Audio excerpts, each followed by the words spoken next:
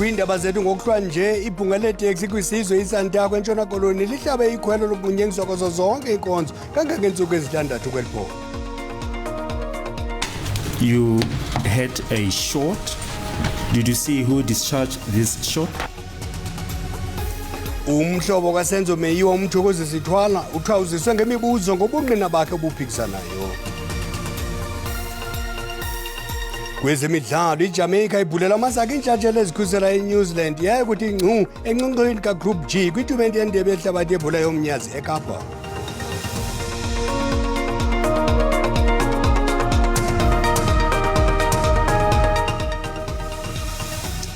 Inkosi Mazole isicaka sithambile sithi nxasho-ke nakuni babukeli bethu kwijelo i-DDT ingaphosisanga maseko manikawuleni warhuqa.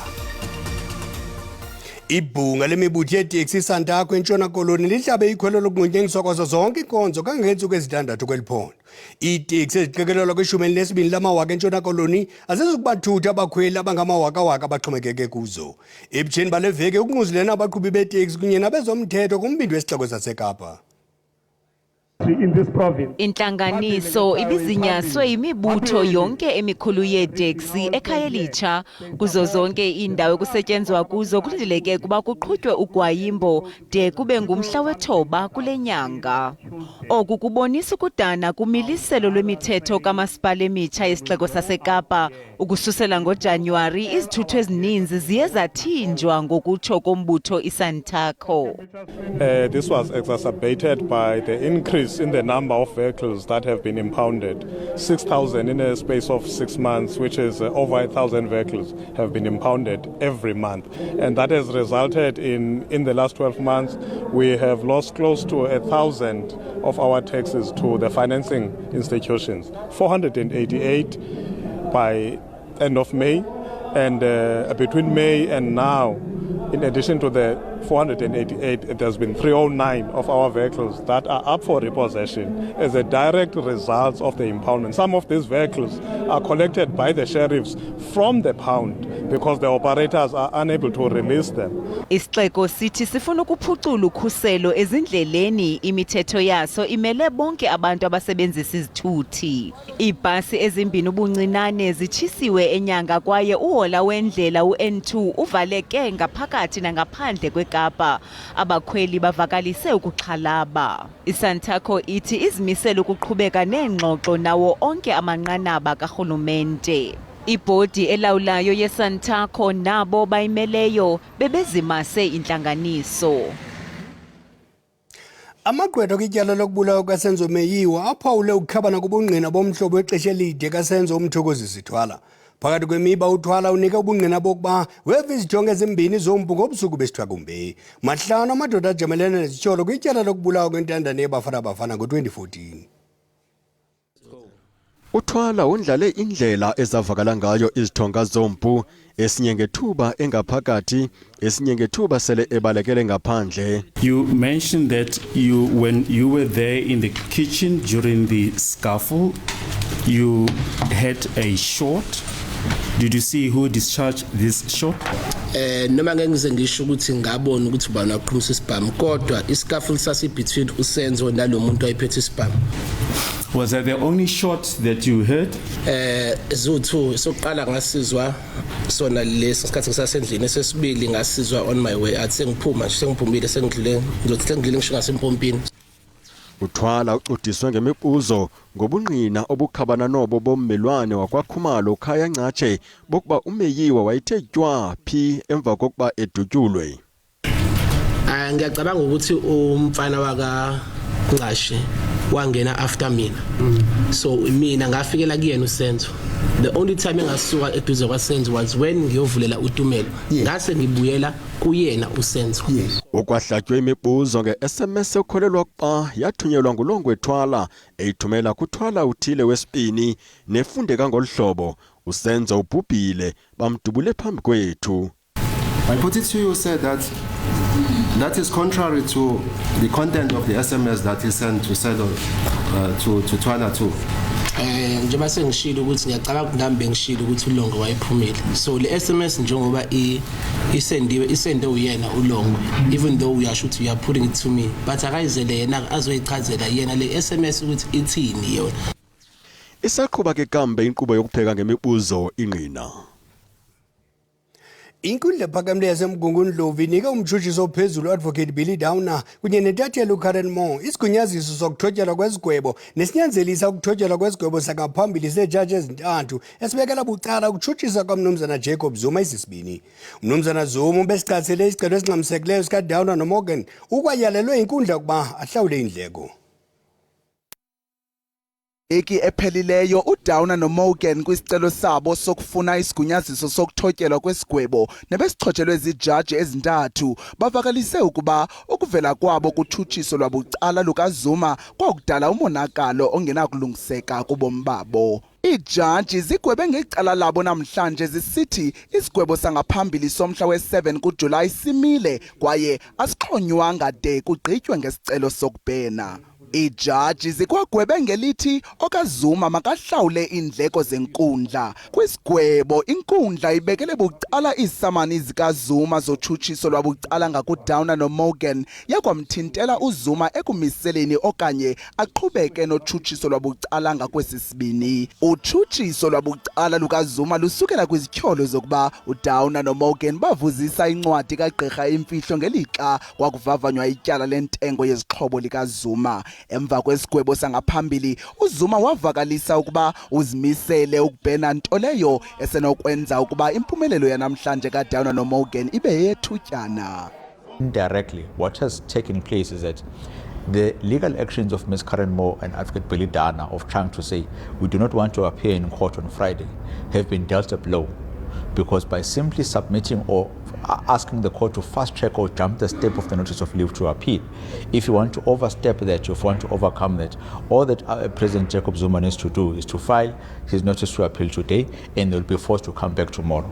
Oku kuthetha ukuba ababandakanyekayo kwityala kulindeleke badibane kwakhona enkundleni ngomso ukuvuselela umba wotshutshiso lwabucala kwaye ngenxa yezibheno ezilindelekileyo bayakuvelela nje ukuhlehliswa kwetyala.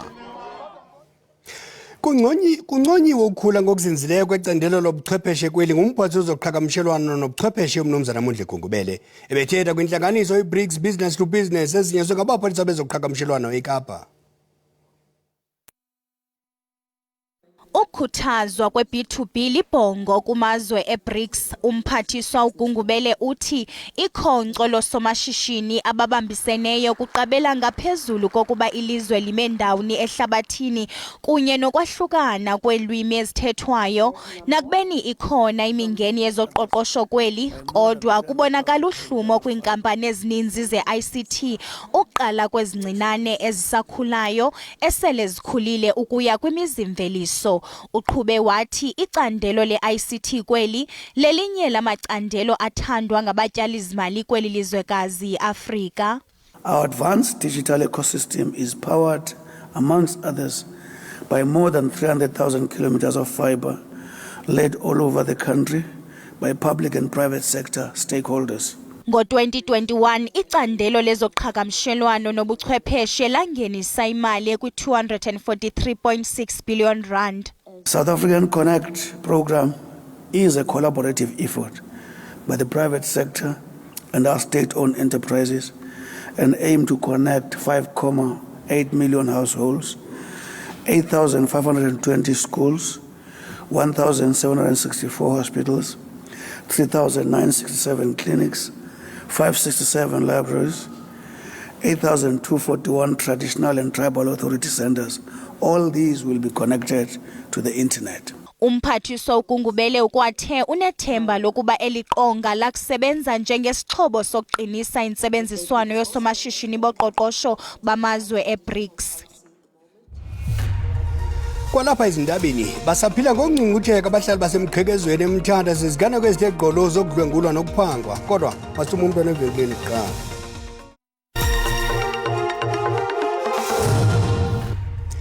Sinamkela kwakhona kwindaba zelijelo uyakwazi ukubukela kwakhona ezindaba kwijelo le-YouTube uthi SABC Indaba zesiXhosa kwinqaku lokuqala sithe Ibhunga lemibutho yeteksi iSantako eNtshona Koloni lihlabe ikhwelo lokunqunyanyiswa kwazo zonke iinkonzo kangangeentsuku ezintandathu kweliphondo. Iiteksi eziqikelelwa kwishumi elinesibini lamawaka eNtshona Koloni azizukubathutha abakhweli abangamawakawaka abaxhomekeke kuzo. Ebutsheni bale veki ukungquzulene abaqhubi beeteksi kunye nabezomthetho kumbindi wesixeko saseKapa. Uholo wendlela u-N12 uvulwa kwakhona kulandela ungquzulwano phakathi kwamapolisa nabahlali bendawo yogoba ityholo eSlovo Park ngase-Eldorado Park eRhawutini. Ngale ntsini abantu abebeqhankqalaza bavale indlela batyhuthula isigadla ngethuba kugcwele umthabo wemoto ezindleleni. Abahlali abavutha ngumsindo bakhalazela ukungafumani inkonzo kule ndawo. Ngoku nje kudutyulwe umntwana oyikwekwe oneminyaka eli-16 ngethuba kuqhankqalazwa ebutsheni bale veki. Abahlali kule ngingqi yaseSlovo Park kumazantsi eRhawuti bayavutha ngumsindo, bathi baziva bengakhathalelwanga ngabasemagunyeni. Kungoku nje abahlali bathathe izikhalazo zabo bazise esitalatweni kuqhankqalazo lwenkonzo. Children are falling into the pit toilet. That's not nice. Burying a 2-year-old fell in the pit toilet. That's not nice. You don't want to see yourself in a place like this while the budget is out. At least they can use the budget on building something that you can see. Slovo Park, seen a long time, Sila. Seen more than 30 years from 99 until now. No RDP. No toilet. Ngalentseni abahlali bavale wola wendlela u-N12 phakathi kwe-Golden Highway kunye ne-Klipspruit Valley kuntunyekwe ngomlilo nesigadla kwabiwa impahla ebingaphakathi kuso. Abahlali batyhola ngokuba kututyulwe umntwana oneminyaka eli-16 ebutsheni bale veki. The child was shot at the back. We never saw, but we heard that the child was shot at. He was standing next to his place where he stays. Yes, next to the shack by the pole. So they started shooting. When he wanted to run, then they shot him in the head. Ukhalo jongene nokuziphatha kwamapolisa uphanda malunga nokusweleka kwalo mntwana oyinkwenkwe. Ukanti ziphanzile inzame zokufumana isixeko saseRhawutini ukuba siphefumle ngalomba.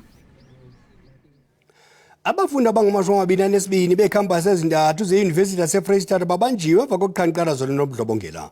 Abafundi bebenomsindo ze baphazamisa iinkqubo zokufunda abafunge ngokuqhuba nokuqhankqalazo de kusonjululwa izikhalazo zabo ingakumbi ngenkqubo ye-NSFAS ebizwa i-Izaga. Eyona nyewe ijongene nabafundi abangaphandle kwecampus, abanye bakhutshwe kwaphela kwiindawo zokuhlala zabafundi, abanye bathi babanjwe lingxele likakhetsekile abanamathemba wokusuka phantsi kwempumlo, bambi basaxingile ukubuya emakhayeni wabo oko iqalile kota. If it means that we have to continue like this, then it will be like that, because it will be unfair for us now to continue with classes as other students are still at home. They don't have money to come back. Other ladies, you have female students here who don't have sanitary towels. Ibhodi emele abafundi nayo iphefumle ngokunganeliseki kwayo besitsho ngentsholo yokuba kwanele ngoku nanjengoko inkali ixingetyeni malunga nokuya emagumbini wokufunda. We came together as students to show that we are fed up with this. We want proper management. We want to be managed proper. Some of us are coming from disadvantaged families. iYunivesithi ivakalise ukudana kwayo ludushe lwabafundi nangona kunjalo bathi bayavelana nemvakalelo zabafundi. We will keep our engagement with NSFAS open, and I must here indicate that the support that we're getting from the NSFAS CEO and his team is good, but we need to iron out what are the key challenges. We need to ensure that the Student Representative Council is on board. iYunivesithi yaseFreystata imise inkqubo yethutyana yokuqhuba nezifundo ngobuxhakaxhaka banamhla, kodwa abafundi batshotshe entla nokuzikhaba bekhankanya imingeni yemali ne-internet. Abahlali basemqhekezweni eMthatha eMpuma Koloni baphila ngoloyiko emva kweziganeko ezithe gqolo zokudlwengulwa nokuphangwa kule veki. Phezolo intwazana eneminyaka engama-21 ubudala kutyholwa ukuba idlwengulwe ngelixa ixhego elineminyaka engama-75 ubudala lisesibhedlele emva kokuba libethiwe. Amanye amaxhobo olwaphulomthetho kule ndawo awashiyile amakhaya. Kwiveki ephele iindaba ze-SABC zibike malunga namanina lo mmandla anyanzeleke ukuba ahlawule imali yokhuseleko kootsotsi abagrogrisa ngobadlwengula. Abahlali bathi ukwanda kokubiwa kwemfuyo bisisandulela sento abajongene nayo ngoku. Lelali ikubungelwe lulwaphulo-mthetho.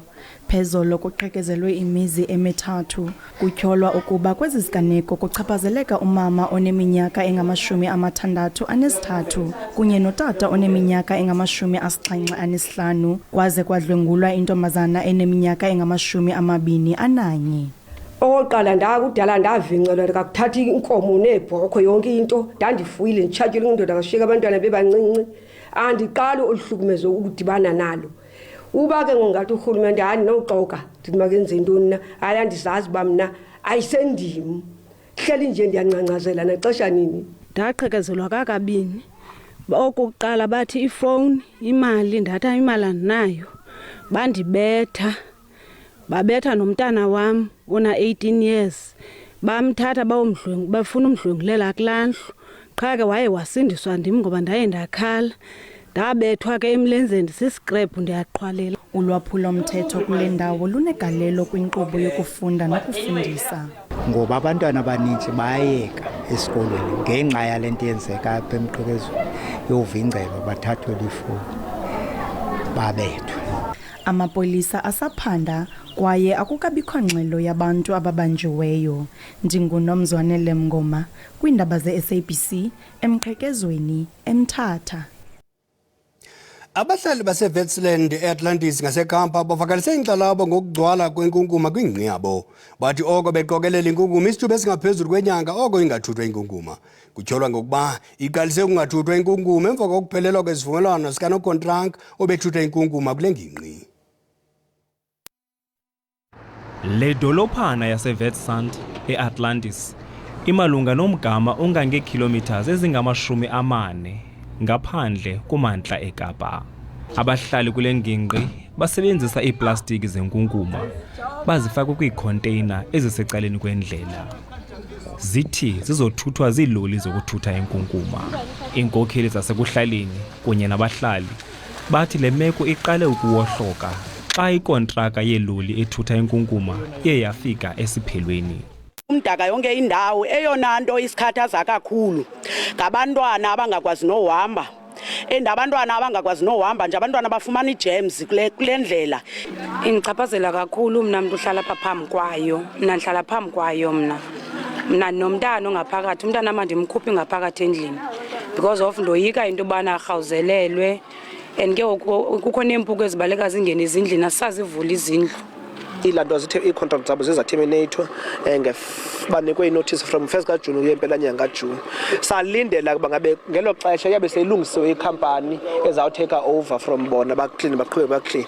But uzothi kangoku indaba esinokunika zoba ngabakho company ibekiweyo etafileni. Umasipala uthi uyayazi le meko yokulibaziseka kweenkonzo esixekweni yaye uyinika ingqwalasela. The bag contract is now in the process of being finalized, and I think that plays a bigger part of the problem because the people are used to getting their bags and filling up their bags at home. But cleaning is happening and the bag issue is being addressed. Abahlali balapha kulo mmandla bathi le nkunkuma inobungozi kakhulu kokusingqongileyo kwakunye neempilo zabantwana babo.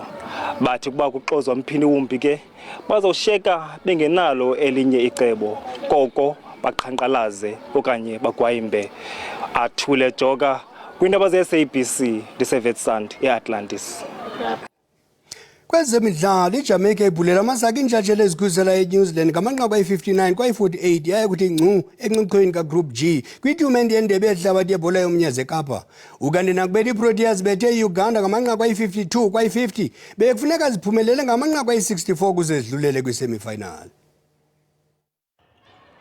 Isilver Fans zikhawuleze zathembisa zakhokhela ngesithathu samanqaku kodwa iSunshine Girls zala kwaye nganzo yaphela ikota yokuqala zikhokhela ngamanqaku ayi-15 kwa-11.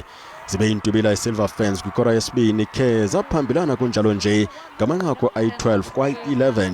Kodwa kuyiwe kwikhefu iSunshine Girls ziphala phambili ngayi-26 kwayi-23 amanqaku. Kuyacaca ke kuba intombi zaseJamaica zivumi ngokuvunyiswa zinike mtyhafe ezo zaseNew Zealand zaziphulela amasaka ngamanqaku ayi-59 kulawo ayi-48.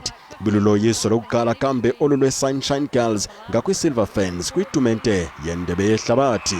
There is no goal. Kanti ke ngaphambili intyatyambo zaseNgilane zitywatyushe iDiamonds zase-Australia ngamanqaku ayi-56 kwayi-55 kwidabi lasecochoyini kaGroup F. Kodwa omabini lamaqela adlulele kwisigaba samaqela amane okugqibela kwitumente. iNgilane iphumelele ngoncipho ikota yokuqala ngo-15-13, eliqela lizinze kwindawo yokuqala kwihlabathi lazimisela nangakumbi kwikora yesibini. Kuyiwe kuphumla likhokhela ngayi-32 kwayi-26. Kwikota yesithathu ibuye iNgilane itshisa Bay ivalela phakathi phantse onke amathuba ewafumeneyo. Abambene ngazo ngakumbi kwikora yesine kubonakala ngathi alikho elifuna kugoba uphondo. Kodwa zithe apho zikhokhele khona intyatyambo zaseNgilane zatyhila kwelinye ikhasi de zabethelela nesokugqibela ziphumelela ngo-56-55 ebhodini. Umbeko mnje ucima umlilo sinasithethelana nakumakhumalo nemozulu kanti ezakomso siza nogxa bethu ngesizulu bakuthethe bomnyama kuvele kukhanya kube khosi behele.